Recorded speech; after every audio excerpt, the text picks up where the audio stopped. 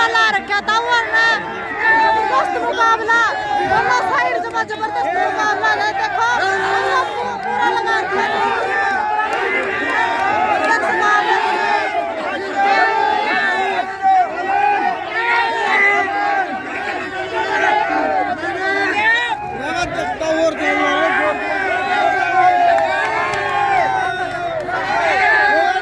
देखो जी उचाना में तहसील में बुढ़िया की है जो रस्सा खिंचाई की जो रस्सा खींचेंगे भी है। देखो भी कौन सी टीम है जो जीतेगी। फिलहाल है जो देखो यहाँ पे पार्क में जो बड़े बुजुर्ग है इकट्ठे हो रहे हैं और लग रहे हैं। तो देखो देख सको आप उचाना तहसील में शहीदी दिवस का उपलक्ष्य में है जो यहाँ पे प्रोग्राम कर रखा था और उसी प्रोग्राम के अंदर है जो बड़े बुजुर्ग हैं उनकी रस्सा खिंचाव के जो तो देख सको आप। और रस्सा देखो इतना मजबूत है रस्सा।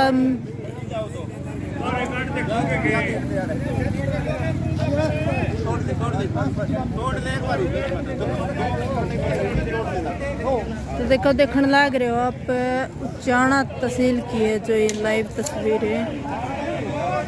बुजुर्ग है जो यहाँ पे पार्क में एकत्रित होने लग रहे हैं।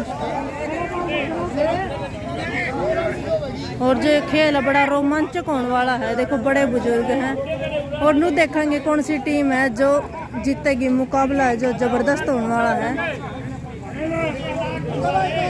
बराबर की टक्कर लगेगी सब में दोनों टीम में।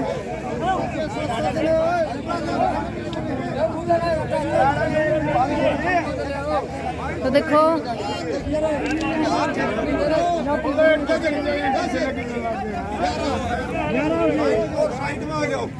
एक टीम यहाँ है एक टीम यहाँ है। देखो देखने लग रहे हो आप। और एक टीम है यार देखो यार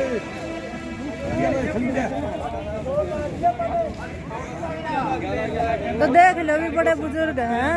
महंगा पूरा लग रहा है 60 साल से ऊपर के दादा ला लिया केंगा ला लिया तांगा ला लिया भाई और नहीं कैसा हला होगा।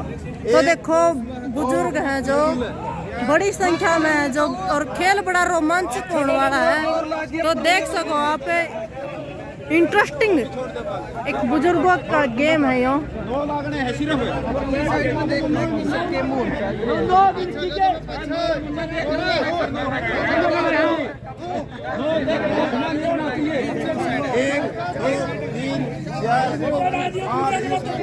ला लिया तो पिंडिया का तेल है ला लिया पिंडिया का तेल है ला लिया ला लिया ला लिया अंगा लाइयो पूरा जो साइड में है।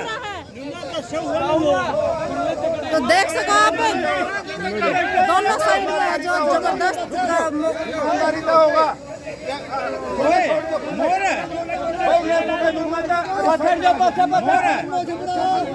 मनीष है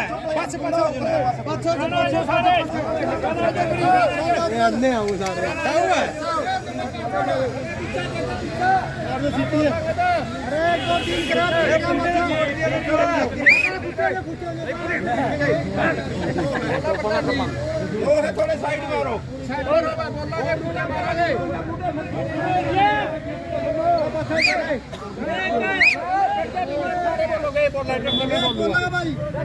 एक दो तीन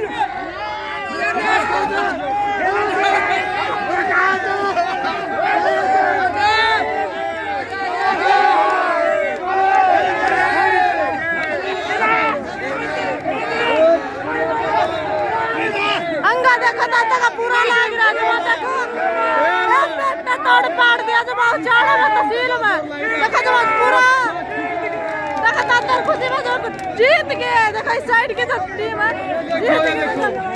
जीत गया था। मुबारक होता जीत गया था।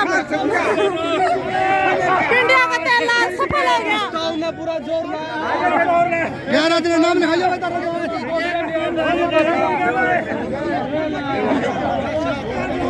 देखो मुकाबला मुकाबला है जो बड़ा जबरदस्त मुकाबला था, दोनों साइड है, बुजुर्ग थे, बुजुर्गों की है जो शहीद आजम भगत सिंह की जयंती बड़े और हर्षोल्लास से हमने यहाँ पर मनाने का काम किया और समापन पे जो बुजुर्गों की रस्सा खिंचाई थी उसका मनोरंजन वीडियो में इतना जोश दिखाया। इस 2024 के चुनाव में अगर सरकार ने हमारी मांग पूरी नहीं की, इसी प्रकार से घसीट के न मारेगी सरकार ने, बीजेपी सरकार को मारा जाएगा, जेजेपी सरकार को मारा जाएगा, जिस प्रकार रस्सा में घसीट के ले गया उसी प्रकार से। जय जोर, जय जोर।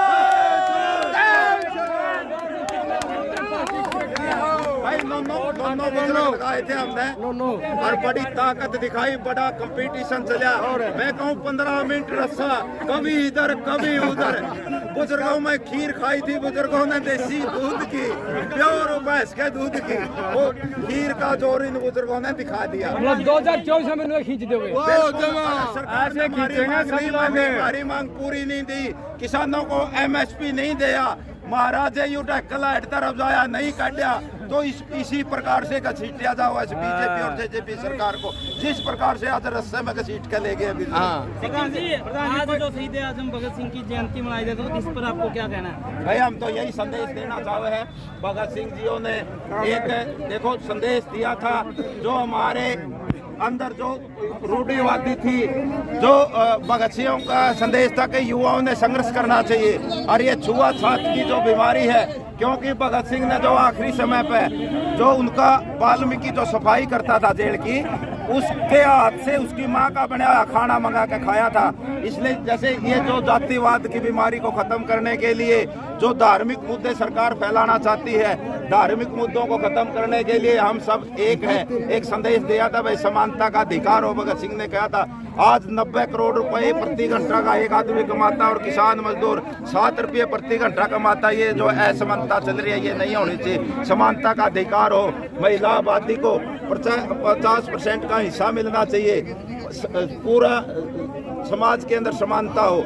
और भगत सिंह के विचार जिंदा रखने हैं। जो भगत सिंह एक विचारधारा थी, भगत सिंह का हम युवाओं को कहे भगत सिंह के पद चिन्हों पर चल के अपनी जो आज मांग है नहीं, बेरोजगारी चल रही है युवा में, अपनी मांगों को सरकार से मनवाने का काम करे और जो ये आंदोलन चल रहे हैं उसमें बढ़ चढ़ कर भाग लेने का काम करे।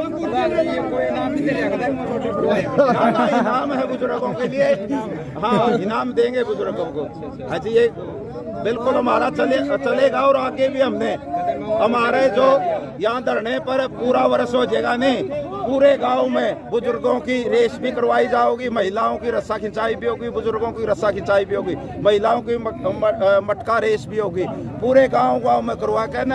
और जो 12 दिसंबर को हमारा धरना चला था, 12 दिसंबर को बहुत बड़ा कार्यक्रम फिर हम यहाँ उचाना की धरती पर रखने का काम करें। वीरेंद्र जी प्रोग्राम करे जी, मेरी आवाज सुनो। भाई उसने किसी की नहीं सुनी, जब चौधर में तो वीरेंद्र सिंह किसी की सुनता ही नहीं, उसने अपना अपना परिवार दिखे है। और जब सत्ता तय बाहर हो जाए है, जब लोगों को भगाने के लिए इस प्रकार के नारे देता है, ये मेरी आवाज सुनो, किसको सुनाना चाहता है? इस बात में कोई दम नहीं। हम दोनों को वीरेंद्र सिंह को भाई तो जो चपाला घर हाँ बैठ जाए, क्यों तुम्हारी बेइज्जती करा, क्यों आपकी बेइज्जती करवा रहा। अब वीरेंद्र सिंह के पास कुछ नहीं, उसका छोरा MP था, उसने एक काम भी ऊंचाना हल्के के लिए नहीं कराया और ना काम गिनाने ने नहीं। वो केंद्र में मंत्री रहा, उसकी घरवाली MLA रहा, कोई काम नहीं है उनके पास गिनाने के लिए। अब धरातल खिसक चुका, अब उसकी आवाज कोई नहीं सुनेगा, क्योंकि वो सत्ता में होता जब किसी की नहीं सुनता। मैं तो यही कहूँगी जो हमारे युवा है भगत सिंह को पढ़े, क्योंकि पढ़ने के साथ साथ उस पर गौर करने की भी जरूरत है। सिर्फ पढ़ने से कुछ नहीं होता, क्योंकि भगत सिंह को दोबारा से जरूरत है। हमारा जो भारत है दोबारा से गुलाम हो चुका है। अभी आर्थिक लड़ाई हम लड़ने जा रहे हैं, तो इस आर्थिक लड़ाई के अंदर जो हमारे युवा वो आगे आए, क्योंकि उनको पता है कि रोजगार है नहीं, और जो रोजगार नहीं है तो अपने किले जमीन बेच बेच के वो विदेशों में जा रहे हैं। आप लोग देखते हो वहाँ से लगातार लाशें आ रही हैं। तो हमारे जो भगत सिंह है ना, उन्हें विदेश जाने की जरूरत नहीं है, इसी देश में रोजगार पैदा करने की जरूरत है। जो ये सत्ताधारी लोग हैं, इनसे सवाल करने की जरूरत है कि हमें रोजगार दीजिए, कि आप लोगों को सत्ता में। आपने पता है कि भगत सिंह ने समानता का एक सपना देखा था, एक आजाद भारत देखा था, जो उसका सपनों का भारत है। वो लड़ाई अब हम लड़ रहे हैं, क्योंकि भगत सिंह ने कहा था कि एक आर्थिक लड़ाई और लड़नी पड़ेगी। 93 साल के बाद ये आर्थिक लड़ाई हम लगातार लड़ रहे हैं, और हम कहना चाहते हैं कि जो भी हमारे युवा हैं वो भगत सिंह के पद चिन्हों पे चल के दोबारा से इस भारत को भगत सिंह के सपनों का भारत बनाए। उसको पढ़ने और सिर्फ उस पर गौर करने से काम नहीं चलेगा। और दूसरी बात, जो ये रस्सा खिंचाई है, इस रस्सा के एक सिरे पर दुष्यंत, एक सिरे पर वीरेंद्र सिंह को बांधने का काम करेंगे। आप इसकी मोटाई देख लो, क्योंकि हम समझाना चाहा उसने कि अब वो मौका नहीं है जो वो सोच रहे हैं, क्योंकि नहीं सराय की तो उम्र हो गया, सराय तो हो रही है। एक तो राजस्थान बैच गया होगा, आप लोगों ने देखा होगा राजस्थान काटू श्याम का साला सर का नाम लेकर ना लोग इकट्ठे करने पड़ रहे हैं, तो धरातल खिसक गया। ओनू चाहे जी 10 सीट लेकर ना हरियाणा ने बेच गया था, राजस्थान ने बेच दूँ। एक नुका मेरी सुनो, वो मोदी जी वो मेरा मन की सुनो। हम ना किसी का मन की सुन दे, ना हम किसी का तन की सुन दे, ना किसी की मोदी की सुन दे। अब की बार किसान सरकार, अब की बार किसानों की सुनी जाओगी, मजदूरों की सुनी जाओगी। और भगत सिंह के जन्मदिन पे एक हम ये चाहते हैं कि यहाँ से एक नया आगाज निकालने के लिए हम जिस पद चिन्ह पे चले हैं, गलती से मैंने भी भगत सिंह पढ़ लिया, जिसका वो कहकर इधर हम युद्ध में आज खड़े हैं, अपने तो लड़ना पड़ रहा है और बड़ा मुश्किल हो रहा है। और मेरी युवाओं से और मेरी महिला शक्ति से मैं हाथ जोड़कर विनती कर देती हूँ, इलेक्शन में आऊँ, आप वोट मत दीजिए, पर जो आर्थिक लड़ाई मैं लड़ रही हूँ इसको मजबूत करने के लिए मुझे सहायता दीजिए। सिक्किम जी, एक जैसे दुष्यंत चौटाला ने अपनी जो रैली है, जैसे जो महान थे मसीहा थे किसानों के देवीलाल जी, उनको लेकर वहाँ जो सीकर था वहाँ पर सम्मेलन करना पड़ा, तो ऐसा क्या हुआ? कुछ नहीं, वो हनुमान बेनीवाल का वोट बैंक का खराब करना चाहता है। सीधी सी बात है, यू जट्टा का दुश्मन है, सही पूछो तो ये नुकवानी विशेष कौम वाक्य में जट्टा का दुश्मन यदि कोई है तो दुष्यंत चौटाला है। यू ओढ़े जाएगा सीधेगा जड़ा कड़िए कोई जाट लीडर खड़ा होगा, इसका बीमारी है और इस बीमारी का कोई इलाज नहीं। ओढ़ा हनुमान बेनीवाल तकड़ी मजबूत स्थिति में है, हम भी उचाना था लगातार। जिस टाइम हनुमान बेनीवाल का वहाँ इलेक्शन होगा, बिल्कुल मंचों से जाकर मैं बताऊंगी, मैं इसकी हल्का अध्यक्ष थी और इसने हमारे 10 सीट लेकर ना बीजेपी के खिलाफ इलेक्शन लड़का उसे की गोदी में जा बैठा। राजस्थान में नुकसान नहीं होने देवांगे, हरियाणा में जो होना था हमारा गिला हो गया, या काट की आंडी बार बार नहीं चढ़ने देवांगे हम। धन्यवाद।